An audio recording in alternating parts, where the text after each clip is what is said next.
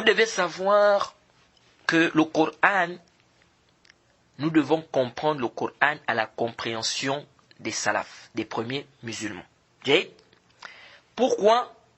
Vous savez, aujourd'hui, quand on parle des sectes, on va vous citer les sectes, Maturidiyya, on va vous citer les Khawarij, les Murji'a, on va vous citer Jama'at al-Tabligh, les Ikhwan Muslimin, on va vous citer toutes ces sectes-là, les Tijani, les Mourides et tout le reste.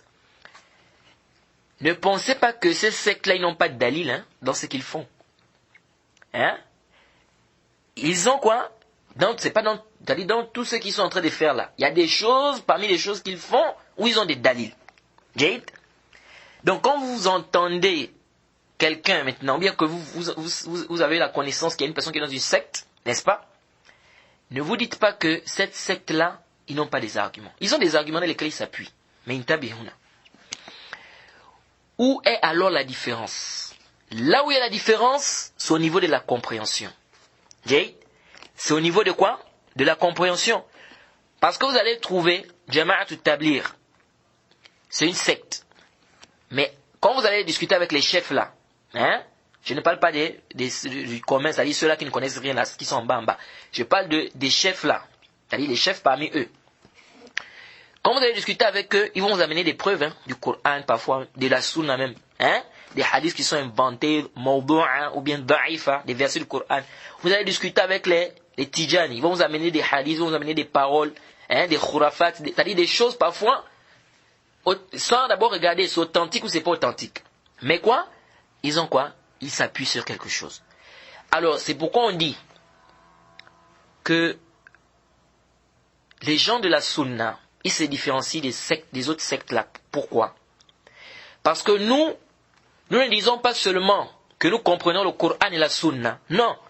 Ou bien que nous devons nous argumenter du Coran et la Sunna. Non. Nous disons Coran wa Sunna bifahmi salaf al-umma.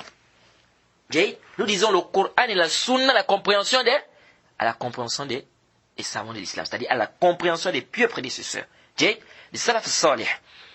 C'est là où il y a maintenant la différence. C'est là où il y a la différence. Donc, celui qui est dans une secte qui va t'amener des preuves, n'est-ce pas? Les gens de la Sunna aussi, ils ont des preuves. Mais là où il y a la différence, c'est quoi? C'est au niveau de la compréhension. C'est-à-dire, nous maintenant, on dit, nous comprenons le Coran et la Sunna, oui, mais nous ne comprenons pas ça comme vous comprenez. Nous, on comprend comme les salafs ont compris. Or, eux, ils veulent quoi? Eux, ils veulent comprendre le Coran et la Sunna comme ils veulent. C'est pourquoi, vous allez voir que quoi? Vous allez voir que beaucoup de gens s'égarent. Lorsque les gens s'écartent déjà des salafs, ils veulent déjà s'écarter de la compréhension des salafs, ça devient quoi le dollar, l'égarement. Donc ici là, les gens des sectes là, ne pensez pas qu'ils n'ont pas quoi? Ils n'ont pas de dalil dans tout ce qu'ils font. Il y a des choses où ils ont des dalils. Mais là où il y a le problème, c'est quoi? C'est au niveau du femme. N'est-ce pas? C'est pourquoi on dit qu'il ne suffit pas d'apporter un dalil, mais il faut la compréhension de ce dalil. Qui t'a précédé dans ça? Qui a compris ça comme ça? Est-ce que c'est ça l'explication de ça? C'est là le problème. Parce que maintenant tu arrives, tu dis à quelqu'un, tu dis à la personne, je te pose une question. Celui qui va essuyer sur ses khouf, quelle est la durée maximale? C'est-à-dire, est-ce que c'est un jour et une nuit, ou est-ce que c'est 3 jours et 3 nuits? Il te donne la réponse. Il te dit, la réponse à ta question, c'est quoi? Le prophète Mohammed sallallahu alayhi wa sallam a dit, Talabul ilm faridatun ala kulli muslim. Le prophète Mohammed sallallahu alayhi wa sallam a dit, la recherche de la connaissance est une obligation à tout musulman. Il a apporté un dalil ou bien il n'a pas apporté un dalil? Il a apporté un dalil. Un dalil authentique ou c'est pas authentique? C'est authentique. Mais est-ce que ça correspond ici à la réponse? Non, c'est HS. C'est HS ici. C'est-à-dire, ici, là, la personne t'a posé la question sur le khouf. Ça, c'est comme la durée maximale, c'est combien? Toi, tu peux prendre un hadith qui dit quoi? La recherche de la connaissance est obligatoire à tout musulman. On dit oui, c'est un dalil authentique, mais la compréhension que tu as de ce hadith par rapport à la masse, là, c'est HS. C'est-à-dire, toi, si tu amènes un truc qui est HS hors sujet.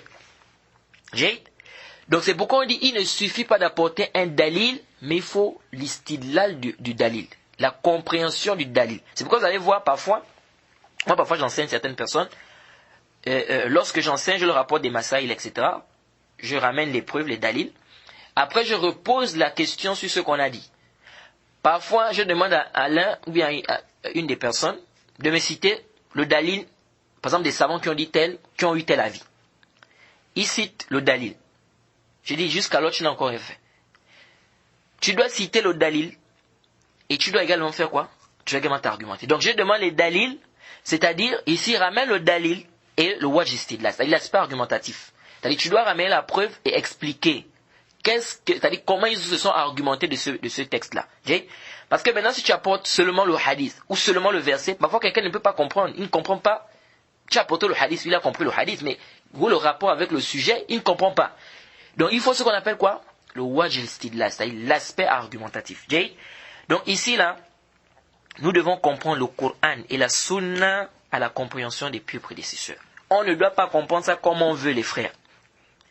C'est pourquoi Allah subhanahu wa ta'ala a dit dans la sourate Baqarah, au verset 137, فَإِنْ آمَنُوا بِمِثْلِ مَا آمَنْتُمْ بِهِ فَقَدِ اهْتَدَوْا وَإِنْ تَوَلَّوْا فَإِنَّمَا هُمْ فِي شِقَاقٍ فَسَيَكْفِيكَهُمُ اللَّهُ وَهُوَ السَّمِيعُ الْعَلِيمُ. Allah dit quoi? Alors s'ils croient à cela même à quoi vous croyez, ils seront certainement sur la bonne voie. Et s'ils s'en détournent, ils seront certes dans le schisme. Alors Allah te suffira contre eux. Il est l'audient, l'omniscient. Il est l'audient, l'omniscient. Donc, ça c'est plus que clair. Allah dit, s'ils croient, n'est-ce pas, à quoi vous croyez, c'est-à-dire à cela même à quoi vous croyez, ils seront bien guidés. Et ici, là, le verset, là, quand c'est descendu, d'abord, ça s'adressait d'abord à qui? C'est d'abord les compagnons du prophète Mohammed, sallallahu alayhi wa sallam, avant que ça ne soit quoi? Tous les musulmans. Mais c'est d'abord les compagnons du prophète.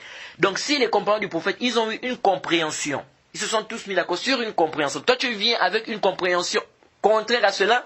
On dit que quoi? On dit que tu es en train de t'égarer. Ça, c'est parmi les signes du dolal. Parmi les signes de l'égarement, c'est ça. Le fait de s'écarter de la compréhension des salafs. Ça, c'est très important déjà de comprendre cela, avant qu'on ne puisse rentrer dans les explications.